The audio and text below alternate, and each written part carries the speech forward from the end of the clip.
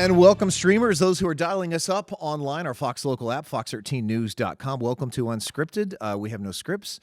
We do have guests, though. We try to keep it interesting and fun. We've got Kenny Garcia here with Sunshine City Comedy Club. Thank you so much for Thanks coming. for having us. Life good? Everything good? Life is good. It's quite the mouthful, right? Sunshine City Comedy Club. You had to hit city in there, didn't you? Yeah, it was. I mean, it's the Sunshine City in St. Pete, and also it's a fun little tongue twister for us, so we enjoy it. It is. It is. Now, I was fascinated by this because I know you guys are so busy, and I see all that you guys are doing, and I look at your schedule. Now, you guys have something almost every night. That's really amazing, and I'm thinking, am I just getting old? Or did I miss something? All of a sudden, we seem to be booming here with comedy and art. Yeah, people like laughing. I think there's a real hunger for it. Yeah. More so than people enjoying comedy, I'm also finding that people are like finally getting courageous enough to try to be comedians.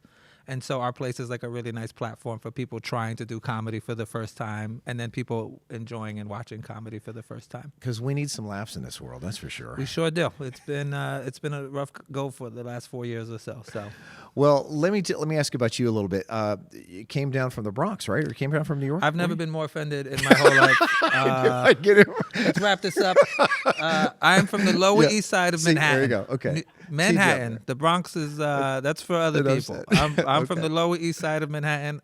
Very proudly raised there. So let me give you the Florida. What in the world are you doing here then? Oh, I mean, it's nice. I mean, who wants to live in the Lower East Side of Manhattan when you can live at the beach? So, except for what happened to you today. Oh my gosh, I got pummeled today riding my Vespa scooter here. See if we might be able to show it here on 3. I don't have my phone. It's over there. We'll get it on the next segment if you want. But it's good good content. It was it was treacherous for a moment. I was going, everything was going good. I'm on my Vespa. Everything looks fantastic, and then all of a sudden.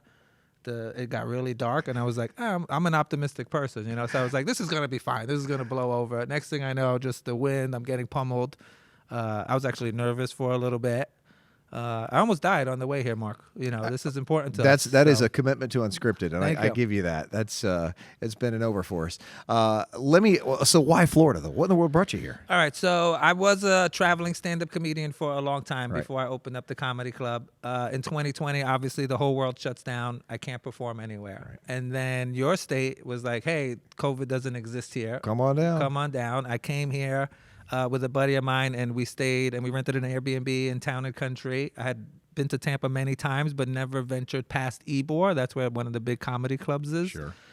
And I just kind of went around with him. We did a bunch of shows at breweries and wineries and distilleries, and we had a great time, and it just felt nice to live normally. And so I decided to move here. And it was very spontaneous, very much like I only wanted to be here for 5 or 6 weeks doing the shows, make some money, go back home. But then I got here, I kind of fell in love with Florida and like what, was happening here and the ability to actually earn a living. I decided to stay. The heat and hurricanes hadn't run you off yet? No, not yet. I'm Puerto Rican, so I enjoy the heat and the humidity. It's good for your skin.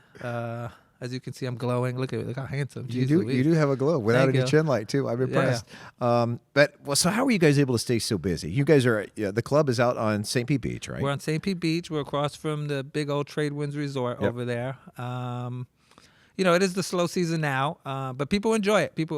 I think what we've really done is we've created a really objectively nice space for people to enjoy stand-up. And I think from having someone with my experience doing stand-up for such a long time, I kind of understood what kind of helps to make for a better show. I can't control the subjective things with what the performers are saying, how they're performing, but we can control the objective stuff, and that's what we really try to do. So the club has like a really fun speakeasy vibe to it. There's really comfortable chairs, it doesn't smell in there. There's no sticky floors. That's important.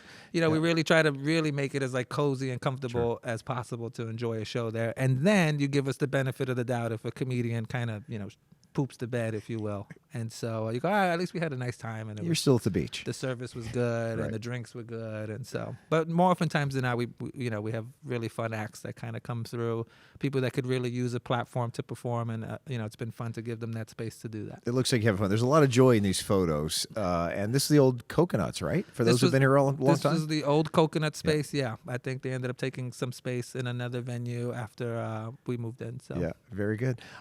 So tell me about you personally. I know if you're from the Lower East Side, yes, not the Bronx, not the Bronx, standing corrected. give me a sense where a majority of your, I know you guys tap into a lot of guys and gals, tap into a lot of your just life experiences for material. But where's your wheelhouse? For me, I just like to, I like being alive. So I would say that when I was doing it, I would say I was like a exaggerated truth teller. You know, I would kind of just take my stories and, put a little bit of stank on it, to make it fun. My favorite question I would get after I was done performing was, did that really happen? And I enjoyed that part of it, just kind of creating a story and a scenario and then just kind of throwing a little bit of extra on it. Because you can't spoil all the magic for them. Yeah, exactly. And I think for me, I'm a natural storyteller, so that was like kind of the way that I enjoyed performing. And again, not every story that you have is good enough to share on the stage, so you got to kind of exaggerate and pump it up a little bit, if you will. I'm always amazed by what comedians can do, because as much as we speak for a living, I don't have the pressure to tell jokes. So we're delivering the news most of the time, and usually when we are speaking in public, most of the time it's a friendly audience. But the kind of courage that it takes to stand up there and stare into some of those crowds, some of them have to be really tough. Well, it's tough because it's the only profession that I can think of that the audience member genuinely believes that they can do your job better than you. Like, we've all made someone laugh. Oh, you should see my emails. Yeah. I've got a few of those. So everyone thinks they can make someone laugh. And so they make their friends laugh, and they think that can just kind of bring that onto stage. And then it just takes away from what we've been working so hard to do. It's 100 times harder than it looks. I'm sure. And the guys who are really good at it make it look easy. And then therefore the person in the audience who has no idea what we've done, all the hard work, they're like, oh, this looks easy. He can do it. I made my cousin laugh yesterday. I should be able to do that as well. And it's like more oftentimes than not, it's kind of bizarre. Like, the audience is almost rooting for you to fail, to not do well, because it kind of makes for a more enjoyable show. Make them feel better about their own comedy. Yeah, that's never happened to me, by the way. I'm sure. Never had a bad show ever. I'm sure. I want to ask you this too, because I think, I'm not going to mention the politics word, but I think something really interesting happened for those who aren't maybe regular consumers of comedy, and more of us need to be, clearly. The Tom Brady roast, I think, changed a lot of things for a lot of people and kind of reopened a lot of eyes. Do you agree? Yeah, I think it just kind of, shone a light on that it's okay to poke fun, to make fun, to joke, to be lighthearted, to kind of go for the jugular, because it is all in fun, and I think getting back to just simply having fun is important. It's a need, there is room to take things seriously, but there's also a lot of room to not take everything so seriously. And I think that the roast kind of really did shine a light on hey, let's not take ourselves too seriously here. People who are the most serious folks in their industry were making jokes and, having a great time. Sure. So, and give me a sense for today's world with where... obviously, one day, ideally, is the Netflix special, right? I mean, is that kind of the new goal? I mean, I think that for me, I'm not a practicing comedian as much anymore. Yeah. I thought that I would open this comedy club and then get back to performing, but I have really come to appreciate, owning a business. We're opening up a second place, and the notion of being able to stay home every weekend became very appealing to me once I stopped traveling.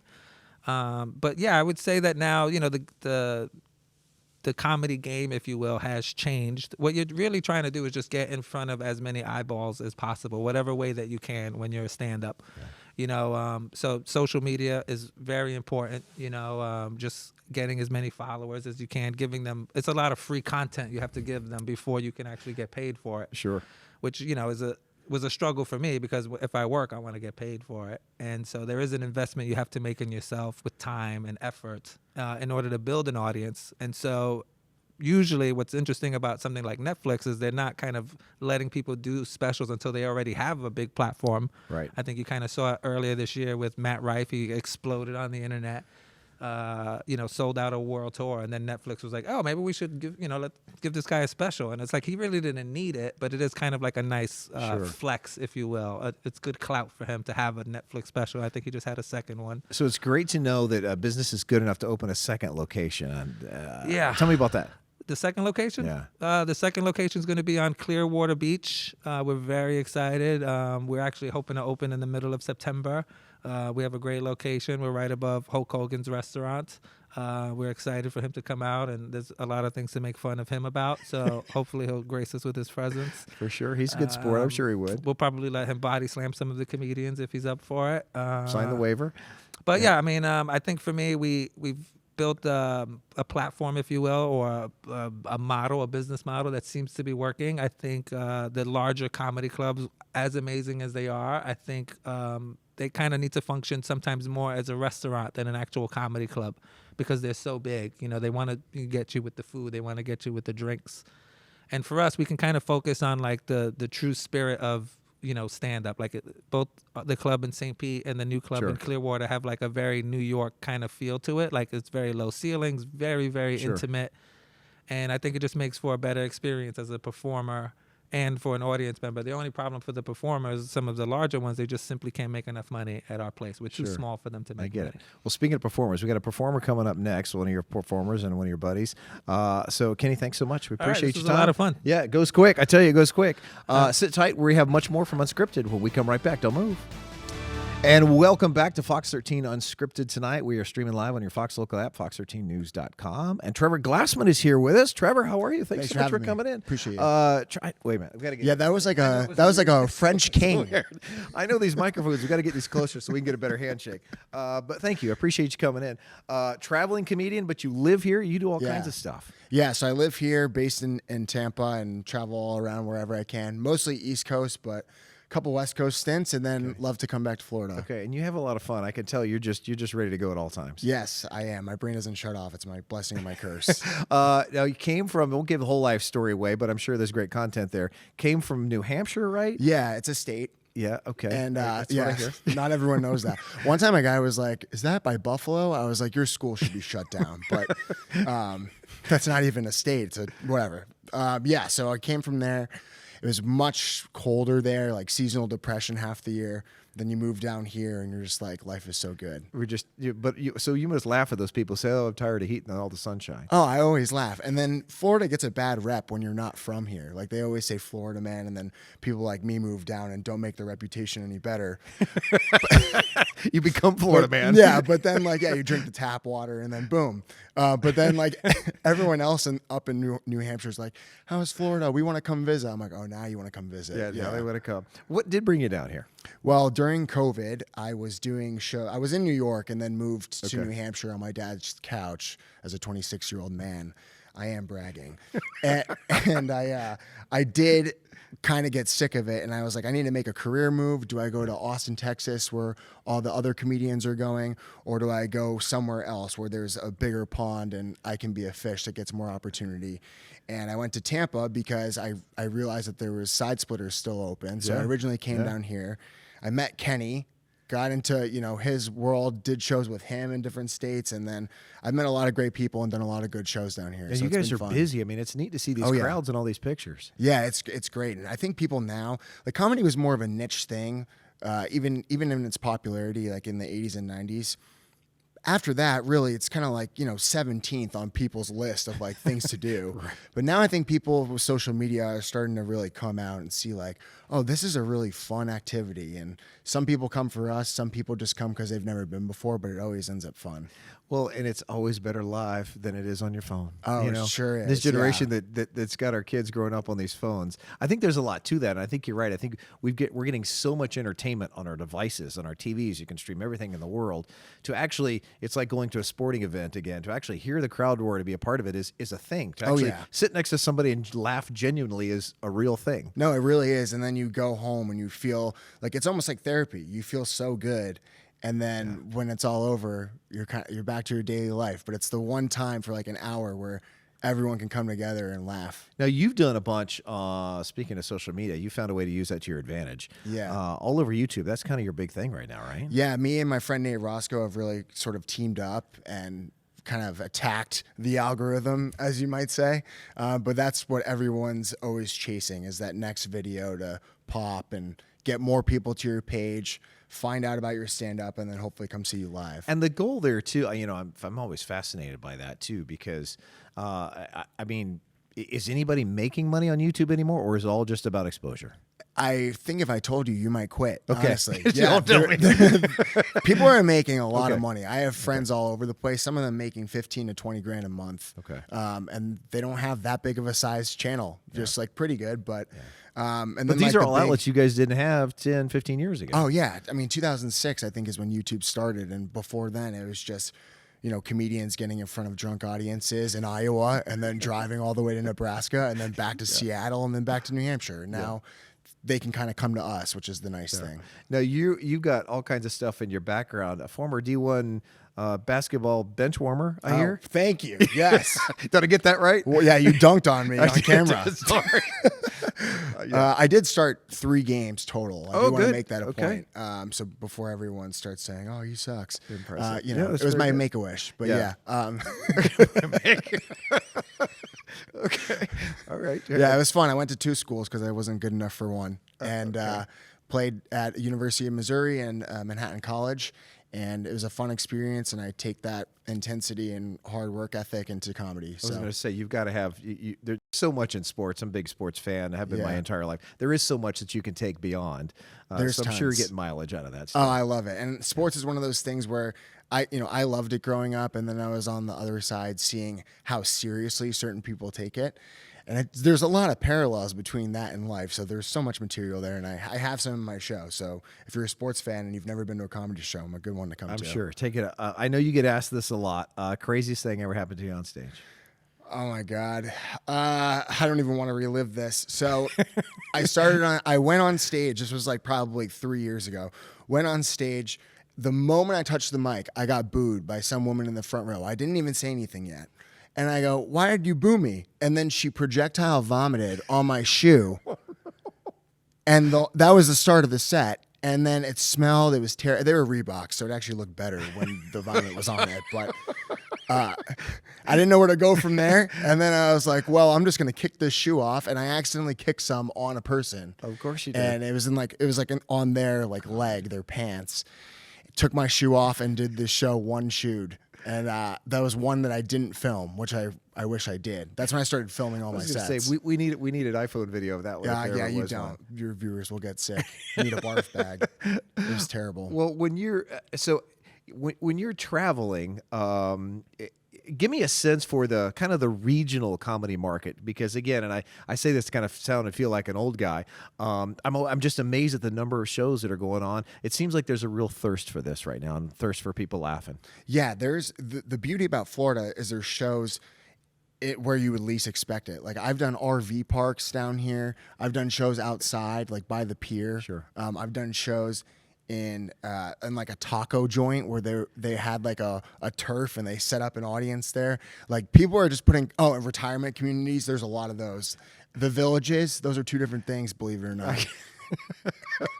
And really everywhere, like in Florida, if there's a room and people can fit in it, they'll have comedy there. It's pretty crazy. I feel like you could spend about a month in the villages. Oh, I hope I don't. But yeah, you get Trevor, a couple pineapples, you're in trouble.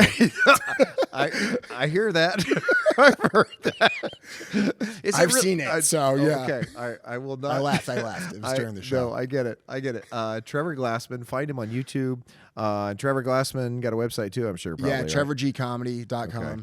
All right. And at the Trevor Glassman. That's all. Upcoming my socials. shows at Sunshine City Comedy Club. Every Sunday we have a crowd work and new material show with comedians coming from all over the country. Whenever we have them. Otherwise, it's Florida and the best of the best. So that's good. It is Yeah. indeed. Trevor, thanks Thank you, so much man. again. All right. Yeah. All right, sit tight. We're not quite done. We'll be right back after this. This may be a first for Unscripted. We did offer Trevor a chair, but he much preferred Kenny's knee. Thank you guys. I actually think it's my lap more than It my is, knee. probably is. Yeah. We've got Trevor Glassman baby and boy, Kenny Trevor. Garcia from Sunshine City Comedy Club. We've been having a lot of fun. Tell us about their shows coming up.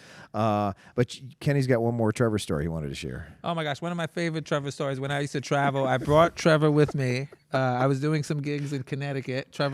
Family was fairly close. He said, "Hey, Kenny, can I jump on these shows with you?" I was like, "Perfect. Come on, you can open for me."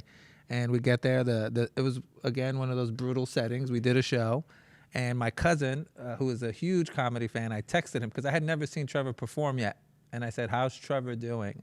And he texted me back, "Meh, MEH, all caps." And in Trevor's defense, though, the host of the show was in his pajamas, correct? He was in his pajamas, and I think he fell asleep during the Yeah, set. it was. He may have been completely high and baked out of his face as It well. did smell like that. So, yeah. But- I had a big hole to get out But of. Trevor did not have a good first set. That was my first impression of Trevor. Was him. My cousin.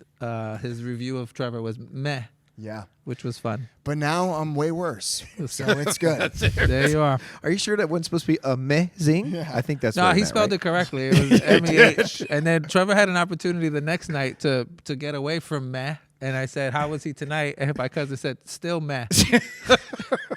So, That's Kenny's way of exaggerating. but the this truth. was that was sure. 2.5, 3 years ago. I'm sure. And so that was here we are now sitting on my lap on national television. Getting a little bit of a sense at what it's like at Sunshine City Comedy Club, because you guys host a lot of the different comedians who come in as well, right? We do, yeah. We like bring mostly my friends from around the country. I like giving them a platform to perform and some knees to sit on when they finally land in Tampa. I mean, it's a good viable chair right here, but Trevor prefers my knee for some reason. That's okay. Well, we are so glad you guys could come. Look them up, SunshineCityComedyClub.com.